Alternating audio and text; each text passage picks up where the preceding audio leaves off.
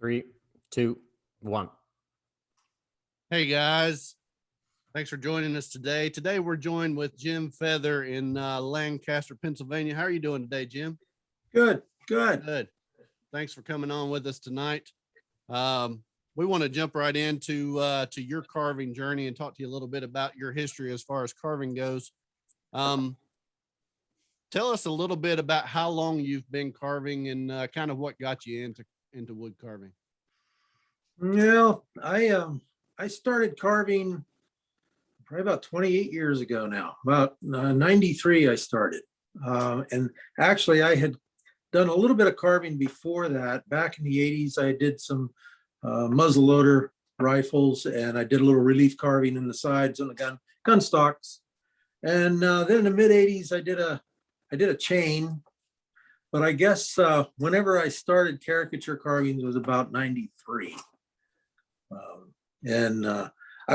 I was shopping and picked up a woodworker's book, or not a magazine, woodworking magazine. And it was a magazine that had a Santa on the front. And once a year at Christmas time, they would put a wood carving pattern in. And picked that up, thought, well, I can do this. So I carved the Santa. And then from there, just continued on. So I've been carving quite a while. So back in those early days, then did you have regular carving tools, or what did you start out with when you started?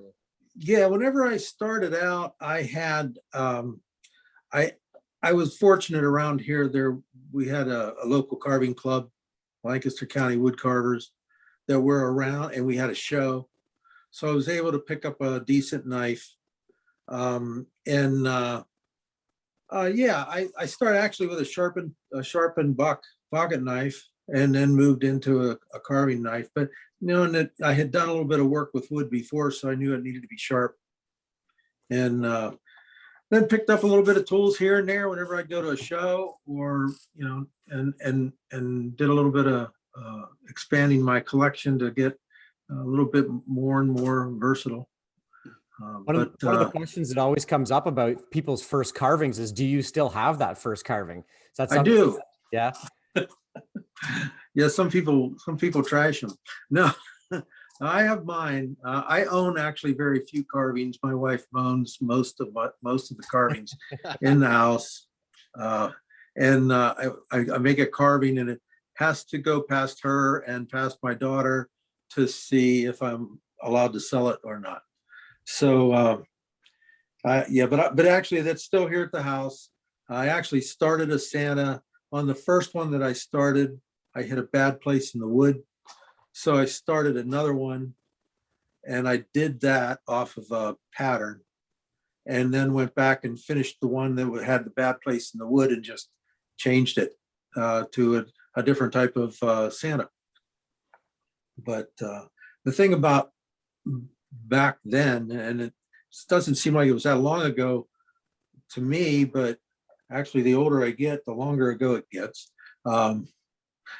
is that I didn't have a whole lot of access to like rough outs. There was a handful of books, and you could pick up, which I picked up at a show here and there. And so I worked mostly off of the block, or did a quick bandsaw cutout, and then went from there. Rough outs weren't as available, and there wasn't as many people selling rough outs, that type of thing. So I did do, I have a habit of buying books, and even the first couple of books I got, I don't know that I ever carved anything out of them, but I'd buy them and look at them and get ideas. But I wanted to carve something, I typically would just pick up a piece of wood and go. Talking about some of those resources about buying the magazines or books and being part of the Lancaster Carving Club, like, did you ever take lessons back then, or is it something you just, sat around with some good carvers and learned from them? I actually carved by myself for a while. Within the first year or so, I kind of challenged myself from the get-go. So whenever I did do a couple of carvings off of a pattern that I pulled out of a magazine or a book. And then I wanted to do stuff on my own. So I would still get books and get patterns and so forth, but I would be looking at how an arm was shaped or something like that, and still sketching my own stuff out and starting it that way. And what was your question? Just about resources and like did you ever take Uh, classes back then? That's what your question was.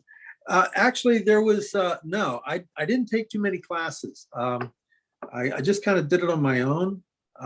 Whenever they did offer a beginner's wood carving class at the local high school as an adult evening class. And there was a group of about a half a dozen of us that would take it twice a year.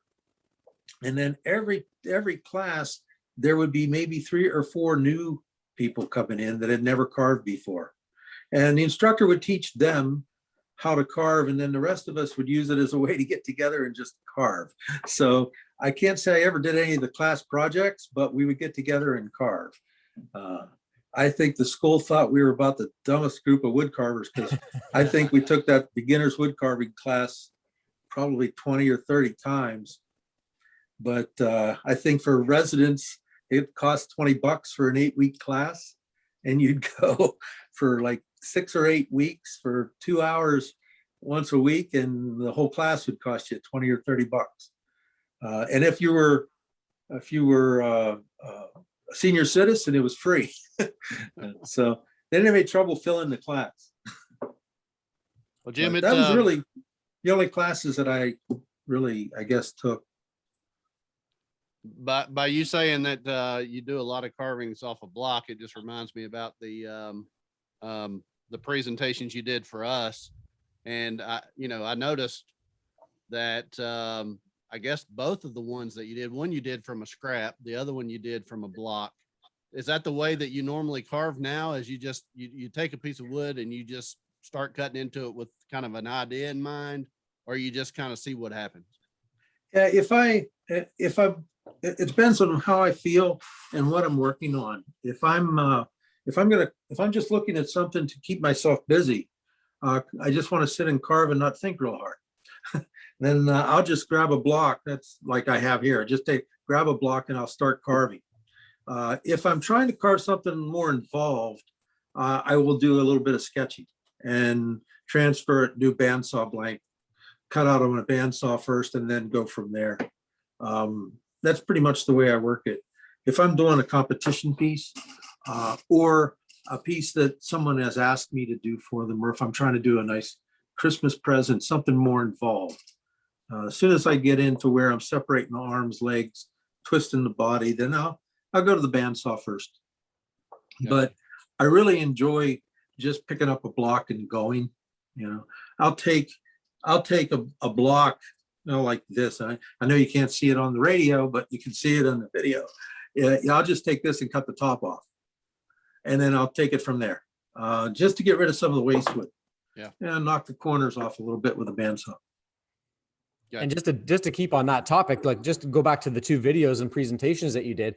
The first one you did was carving facial expressions, and it's our highest watched video. So anyone listening right now, they need to stop listening and go back over to YouTube and check out these videos that Jim's done. And the second one, I love this one, is the turning scrap wood into carvings. And I think in the middle of the carving, you chopped the head off, or you chopped the hat off or something, and you basically had to turn on a dime. Mm-hmm. and pull another carving at it. And that was one of my favorite meetings to watch. Yeah. Well, you can always make your carving smaller. And right. That's one thing, is I never give up on a piece of wood, and I can always make it smaller. Yeah, that's part of what I like to do. I mean, I never really know what it's going to look like until I'm finished. Whenever I'm doing one of those carvings. And like other carvers, the first carving, if I try to make another copy of one I've already done, I won't be as satisfied as I was with the first one. So that's why I like to just work off the block and go.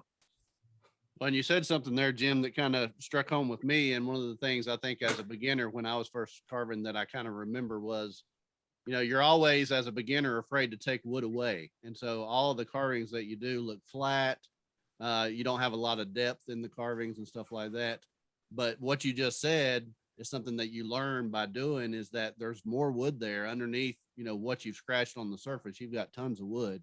And so you were able to prove that in that video alone, was that, you can go in and whack something off and still use the wood that you got there to make, a fantastic carving. So that's a good pointer for somebody that's new, that's just getting into carving, is that, there's all kinds of wood to work with there.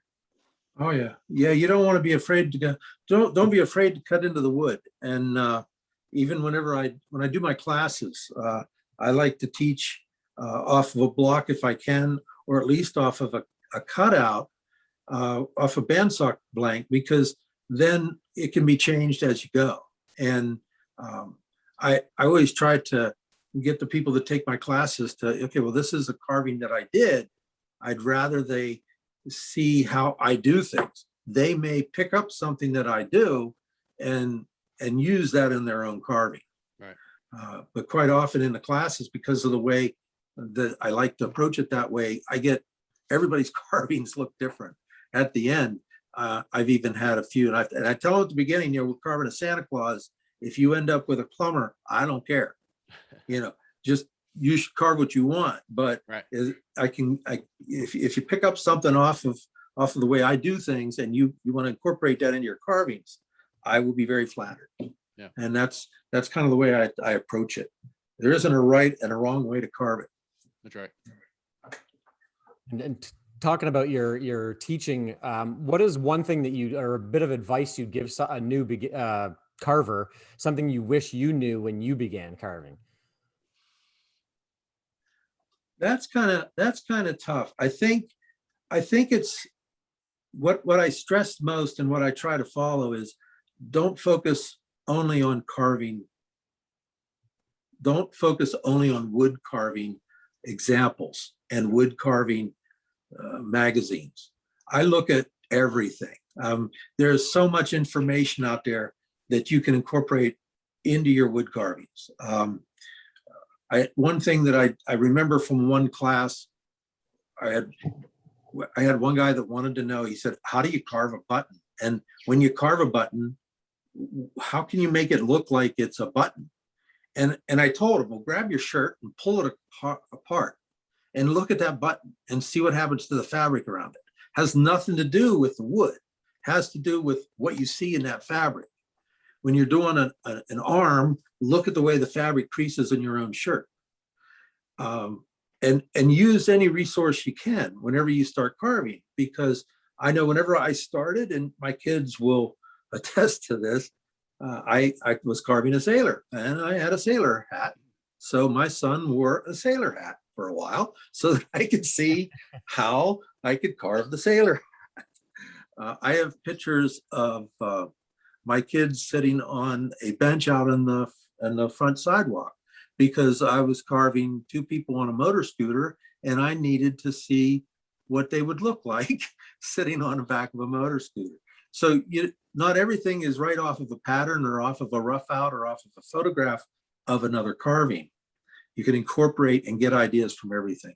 And that goes for even just carving a snowman. People know what a snowman looks like. You don't need to see another carving of a snowman to be able to carve a snowman. Yeah. Well, and that ties back into kind of what you were talking about in one of our meetings about expression and using a mirror. You talked a lot about, using the mirror and stretching your face and making the face that you're wanting to carve and knowing what it looks like. Oh yeah. So yeah, that's an interesting way to kind of get in your mind's eye what it is that you're wanting to put on the wood. Yeah, mirror's good. I use a mirror, take selfies. Yeah. Get the face that you want on your own face and take a selfie. Yeah. If you look at my phone, I got pictures of myself making all kinds of faces. And that's okay. You got to have a sense of humor to do this kind of hobby. That's right. You don't want to take it too seriously, And you can always, the older you get, the easier it is to find how to carve wrinkles, because you have more and more wrinkles that you can, you raise an eyebrow and you realize, oh, look, there's a crease there that I never noticed before. Put that into your carving and make it a little more interesting. So you said you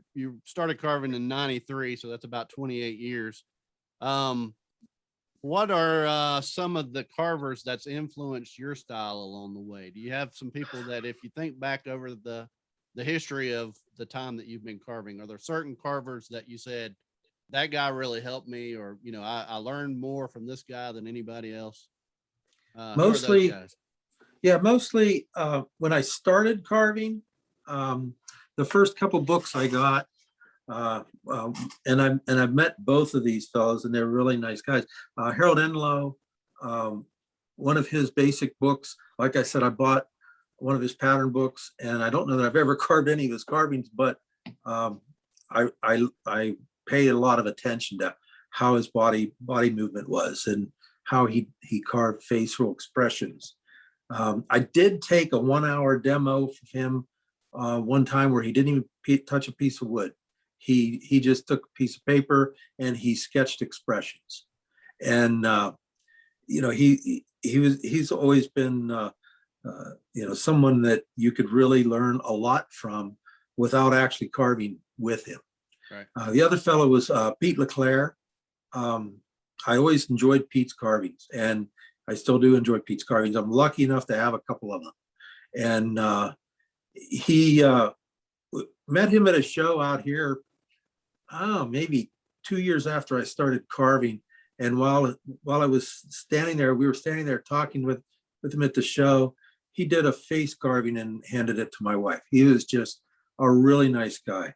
And I started carving faces and actually started carving eyes based on one of his books and the way he step by step through carving eyes. And I did his eyes, I did eyes like that for quite a few years. And at that time I was carving, I think, the right eye first, depending on whether you're left-handed or right-handed. I would carve the left eye first, then turn around. I could carve the right eye, or the carving's left eye, then with my right hand while I looked at the other one. And I did that for quite a while, but that's a difficult thing to teach that way. So whenever I started teaching, then I changed the way I do my eyes, more so the way I do them now, and where I carve them both together by putting reference marks on the eyes. And I'll say this, that one of the nicest compliments I ever received was at a carving show, and I wasn't there. My wife or my daughter was at the table, and Pete LeClaire came around and he commented on how much, to my daughter, he liked the way I did my eyes. And I thought, okay, that goes full circle. I've successfully done nice eyes. If Pete LeClaire can come around and tell me that he likes them, he has no idea that that compliment, struck a chord with me. Oh yeah. But I really like the way that guy carved. There are, as far as inspiration goes, there's a lot of very inspirational carvers out there. Chris Hammock, I would like to have half of his imagination. The guy is phenomenal in his ideas. I mean, he's a very skilled carver, but I'm not sure where he gets his ideas. People like, I don't know if you've looked at any of Nancy Tuttle's carvings. Her expressions are phenomenal. And Ray Villafane, he does a lot of pumpkins and different. I don't know if you've ever seen his sand sculptures. Oh yeah. His expressions are great. But yeah, there's quite a few. And then carvers at the shows that I've met, Fred Zavadil, and I've never met Marv Kaiserset, but the idea of getting so much motion out of one piece of wood with multiple figures. There's a lot of carvers out there that can just challenge you. You can either take a look at their work and then come back and put your knives away, or it does the other thing to you, and you sharpen them and try harder. But those are some of the carvers that I enjoy seeing what they do. Yeah, that's a good list right there. Yeah, you took my next question right out of my mouth. I was going to ask you who haven't you talked to yet, or who haven't you sat down with, but you took it right out of my mouth. Yeah, someday I would like to see some of Marv's stuff in person. We're fortunate in this area where there's a lot of carving shows, and we went to Dayton for 4 or 5 years study In fact, that was going to just be an annual trip for us. And whenever that show went away, it was really sad. But out there, I had the opportunity to meet a lot of really talented carvers and to see their work up close. It's just a really great way. I mean, you can find it online. You can look at the stuff online, and you can watch their videos, and it's really great. I mean, but to actually be able to pick up a carving and take a look at one that you saw online and realize it's not 1.5 feet tall, it's 6 inches tall, and how in the heck did you get that detail in there? That was really fortunate, being able to do that. And like I said, we're spoiled around here, because I know I have carving friends from across the country now that I've met either online or at carving shows, and not everybody is fortunate that way. The other thing is being able to compete against some of these guys makes you a better carver. Just knowing that you can try, and you try, and some of these carvers end up being judges, and they'll tell you what they think. You got to take it with a grain of salt, but they'll tell you what they think, and it just goes around to make the hobby a little bit more fun. It's more fun. Yeah, that's the one thing I think I'm missing out up here, is that I don't know of a carving club close to me, and there are very few shows in the part of Canada where I am, that, or at least that I know of. Can you talk a bit about your carving club and how you guys were meeting during COVID and how that sort of went down? Yeah, we have, like I said, we're very fortunate here. I belong to 1, 2, 3. Right now, I belong to 2 wood carving clubs. I need to pay my dues on the 3rd one, but yeah, there's like 4 wood carving clubs within 45 minutes of me. So I belong to Lancaster County Woodcarvers. I also belong to Conewago Carvers in York County, Pennsylvania. And both of them have annual shows. And we also have monthly meeting.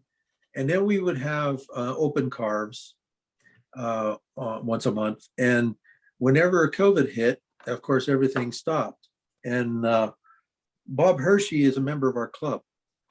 And Bob he's a great guy. He's a great carver, and he had a Zoom account, or he got a Zoom account, and then started just having kind of a get together on Zoom to talk about and carve, show people what we're doing, show each other what we're doing, and we would really not go over too much in the way of club stuff. It was more of a replacement for the open carve. You get together, carve, and talk.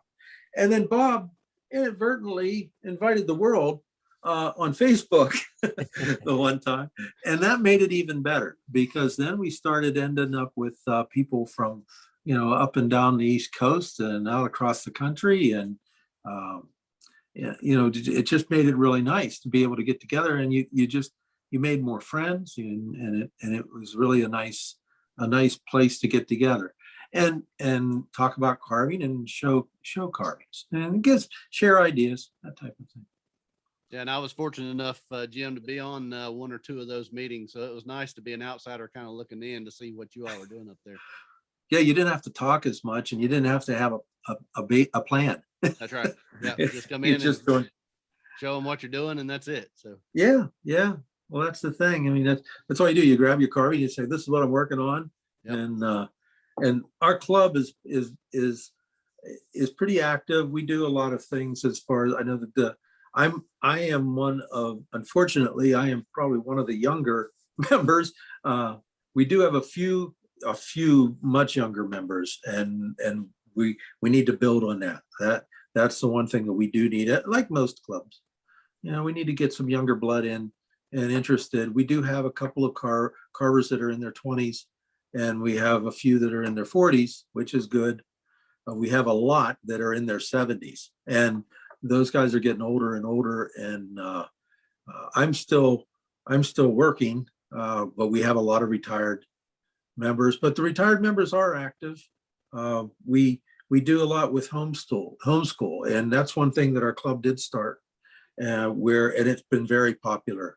the retired members will get together with groups of homeschool kids, and we have knives and we teach them to carve, and then they bring their carvings into our carving show once a year, and they compete and they win some ribbons and so forth.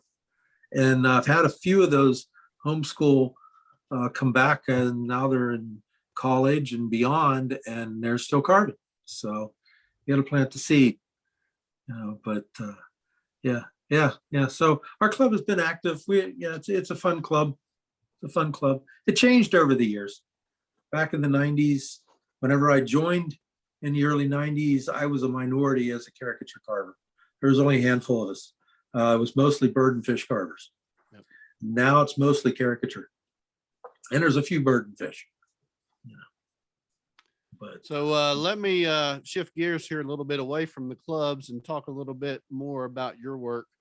I noticed recently on Woodcarving Illustrated's site that you can go out and carve a gem feather pirate.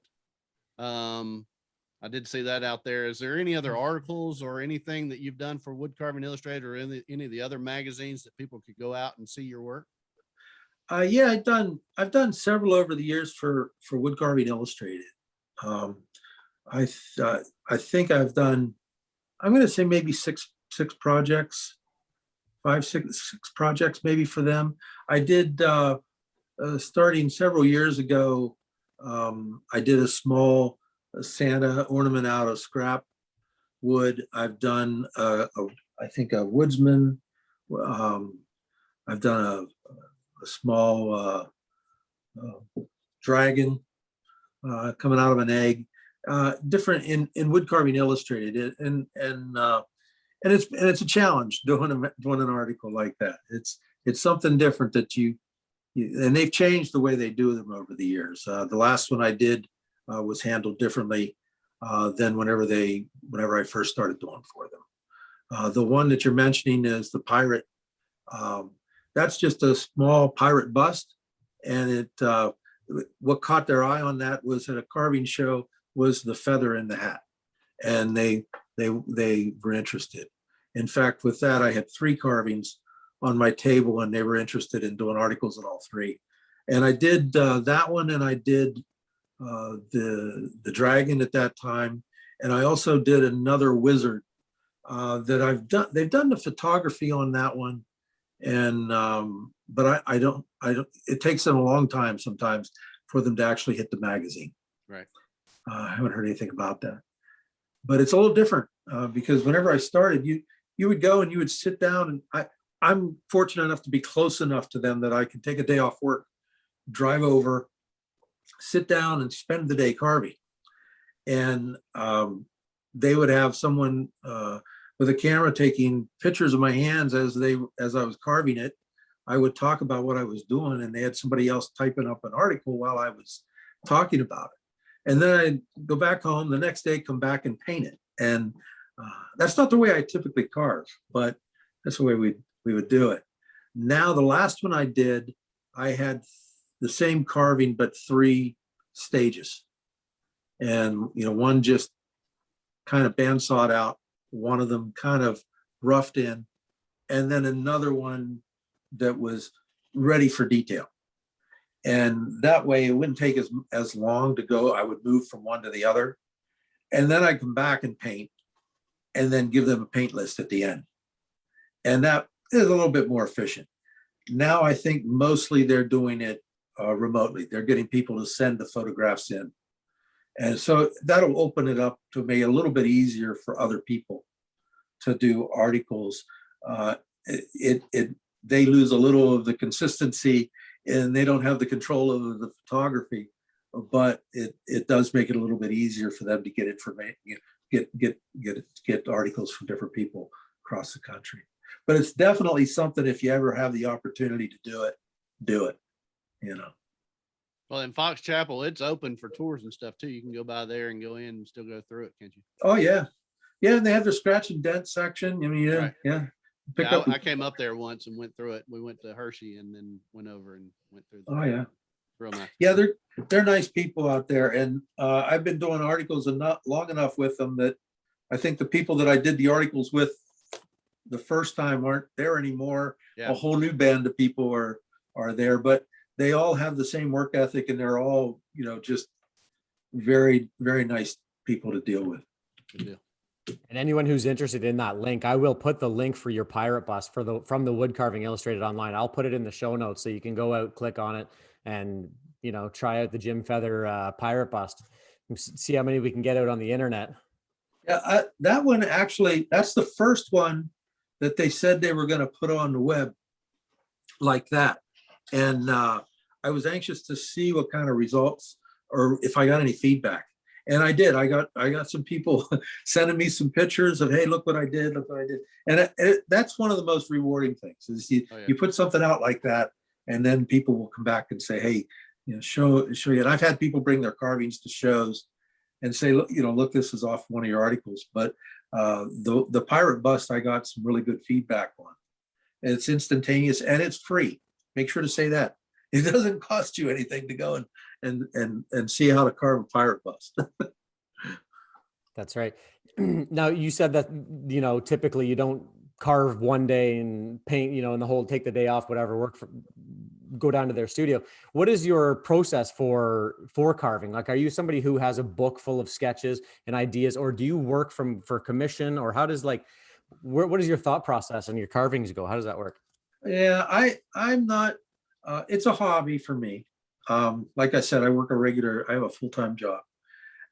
And I went for years of just carving for gifts, Christmas gifts, and for ourselves. And I would go to carving shows and set up at carving shows to demonstrate and to just show, my carvings in order to support the clubs.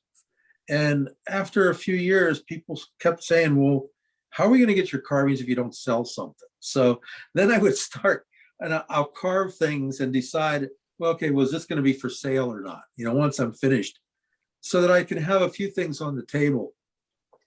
And by doing it that way, it's never felt like a job.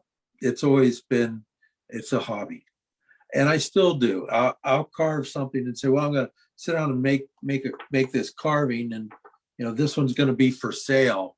So I'll just carve it and then I'll decide I'll put it out on the table for sale, or my wife will say, you can't sell that one, or there'll be something different about it that I want to keep it. I'm not real good at carving the same thing over and over again. So I've never been a production carver. And that would be, for me, kind of boring. I've got friends that do it. They carve to sell, and I'll say, it's Christmas time, I got to carve 3 dozen of these. I don't want to do that. Whenever I sell something, I have had a few people that have asked me, would you carve me this? And if it's a carving that I want to do anyhow, or something that interests me, then I'll say, yeah, but I'm not going to tell you when you'll get it. I have traded carvings that way, and with other carvers, and they say, hey, well, we'd like to have one of your carvings, and say, okay, well, I'll carve you one. When you see it, if you like it, fine, carve me something. I've done it that way. I've also sold a few where they've said that somebody wanted me to carve them a hippie, or they wanted me to carve, a painter. And I'll carve the hippie of the carving and send it out. And if they like it, fine. This is how much it costs. If you don't like it, send it back, because I'm not going to carve something I wouldn't want to keep anyhow. Right. And it just kind of commission work would make me feel like it's a job. And that's like the last thing I want is another job. The one I like is okay, but I don't want to know. So a few minutes ago, you talked about trying to get new carvers into the club. And I think that's one of the things that Thom and I have tried to do through this podcast and through the International Association of Woodcarvers is share carving so that we get other people involved, and maybe people that don't have access to shows and to clubs and things that may hear this podcast or see a video or something. For somebody getting started, what advice would you give them, knowing what you know now through the 28 years you've been carving? For somebody starting out, what would you tell them? Like, what's the main things that you would suggest somebody do or how they would approach getting started into wood carving. Yeah, if there are other carvers close by, and I understand that there isn't always, but try to get around other carvers. Make sure that they, do what you can to get around other carvers, even if it's through the internet. Get involved and don't be afraid to talk to other carvers. Carvers are a unique breed. There's not too many artists that are as sharing as wood carvers. My daughter is a fine artist. She does jewelry work and she does painting, and that in some of the other mediums, the competition is so fierce that people are not willing to share ideas. If you go to an art show, it's like, this is my stuff, but wood carvers are not like that. So if you're just starting out, talk to as many carvers as you can. I have run into very few, if any, carvers that are not willing to tell you how they do things and what they do, because they want to see, wood carving flourish. People that are just starting out, if you can get to a shop, great. If you can get your hand on a knife, great. If you have the ability to go to a local wood carving shop, do it, because chances are the local wood carver that started that shop has some expertise that he can only share with you in person. You can order a knife on Amazon and you'll get a nice knife. But if you go to a wood carving shop, he may have 2 or 3 or 4 knives that he'll tell you, try this knife and then try this one. See which one you like better, because the same knife isn't the best knife for everybody. And then with that, you'll learn how to keep your knives sharp, what you need to be able to keep your knives sharp in the way of strops, and then safety. All of those things you can pick up online and in person, but whether you get together with other carvers online or in person, that's really the most valuable information I guess I can pass on. Beyond that, there's a lot of people that are carving rough outs, a lot of people that are carving from cutouts, a lot of people that are carving small carvings that online and so forth. Doug Linker is one that comes to mind, that he has a lot of videos out there. Pay attention to these guys, because it doesn't make any difference how experienced anyone is. If they're a little more experienced than you, you can learn off of them. That's right. And you'll never stop learning. You always learn new things, and if you pay attention, and be prepared that it's very addicting. Once you start, it's very difficult to stop. True. Carving and collecting those tools. Oh yeah. Yep. I got lots of tools, got lots of knives, and I hope I never find the perfect knife, because then I'm afraid I'll stop looking. Yep. And that's one of the good things that's come out of COVID is these meetings and being able to meet online. And I'm sure there are still, like, I don't know if your club's still meeting online, but I'm sure there are clubs meeting online, or people like even our club, our International Association of Woodcarvers, we're still meeting monthly and hoping to get back to it weekly in the fall and winter. But there's so much resources out there that you can find people, and you just, like you said, you got to get to these people, even if it is online, and talk to them or watch the videos. We did start our wood carving club, started the meetings up again, and Bob Hershey has taken a break on the Zoom meetings through the summer, but I think we're going to be starting them back up. I'm going to say maybe October, that they'll be starting back up again. It's always slows things down in the summer, and then whenever the fall gets close to the fall, people start getting itchy and they start carving again. Our carving show is in the spring. And usually over the weekend, it's close to St. Patrick's Day. And by then, that gives you enough time to start in the fall and start making carvings that you need for that show. So.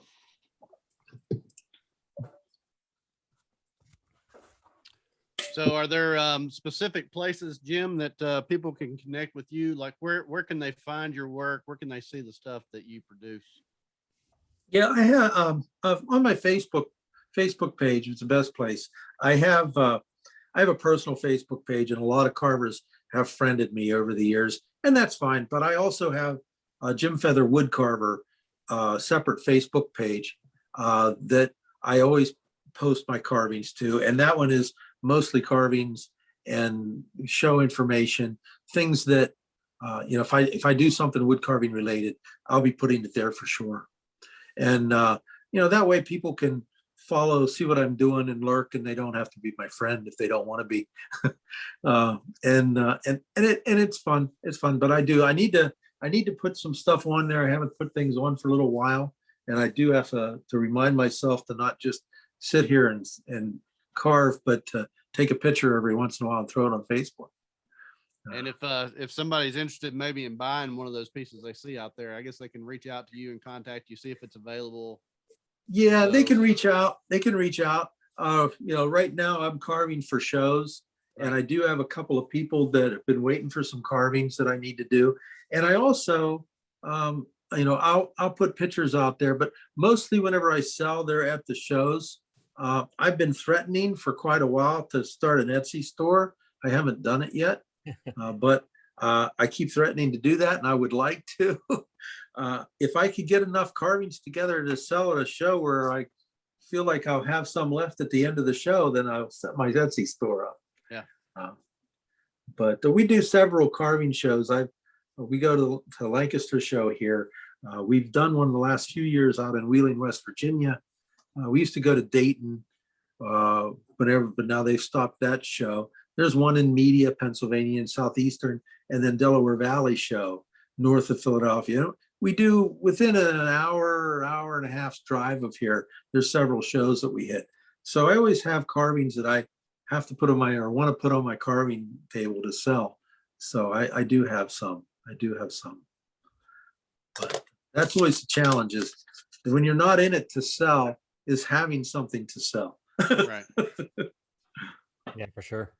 Well, I'd love to. I want to say thank you very much. You've done 2 of our meetings, and they are 2 of them are in the top 3 watched videos. And you come to most of our meetings, and Blake and I have to say thanks a lot. You're a big supporter of our group, and we really appreciate you doing all the stuff that you've done for us, and now doing the podcast with us. So we appreciate that. Oh, it's fun. It's fun. Anything to be able to talk about carving. I don't know what's better than sitting around talking about carving, other than sitting around and carving. Yeah, I'm glad that the videos have been so well received, and I'm fortunate. I'm very fortunate. You don't want to overstay your welcome in any one place. So whenever I go and do carving classes, I always have a good turnout, and people seem to enjoy what I do. So part of it is I haven't taken that many classes, so I don't really know how you're supposed to teach this stuff. I just do it, and I don't know if I do it differently or not. But people seem to respond to it. So that's all the better for me, because I like to see what people do. Well, that's great. Thom, you have any other questions for Jim tonight? No, I think I got everything. Okay. That's it, huh? Well, All Jim, right. I'll go ahead and mirror what Thom said. We appreciate all that you've done for us through the International Association of Woodcarvers. We want to thank you for coming on the Carving Podcast and being our 3rd guest. We hope to get this out in the very near future, and we'll be letting everybody know when this is available. But we want to thank you for your 28 years in carving and sharing carving and trying to get that information out there to other people, so that we can allow other people to continue to carry on this art, because that's the last thing we want to happen, is for it to die. So thanks for all that you do, and for sharing and being willing to show people things, and doing it out of the generosity of your own heart. And we just want to say thank you, and we say thank you by having you on and allowing you to share the word and stuff. So thank you very much for that. Well, I appreciate it, and I'll take the opportunity to thank you guys for everything you're doing here, because this is no small task that you guys have taken on here. Well, and I know that it's a lot of work to do YouTube videos and to do this kind of thing for the benefit of the carving world. And there's a lot of people that will be quite influenced by YouTube. So I do thank you. Yeah, we appreciate it. Well, for the International Association of Woodcarvers and the Carving Podcast, my name is Blake Lunsford from Lunsford Carvings. I'm Thom Bate this from Daily is- Woodcarving. And we are the co-founders of the International Association of Woodcarvers, where we're trying to share wood carving with the world. So thank you all for joining us today. Thanks again, Jim, for coming on with us. And next week we should have on Mr. Dave Stetson. So stay tuned next week for Dave to come on, and we'll have future podcasts. Stay tuned for the Carving Podcast, where we'll talk about everything wood carving. Thank you all. Thanks for coming on today.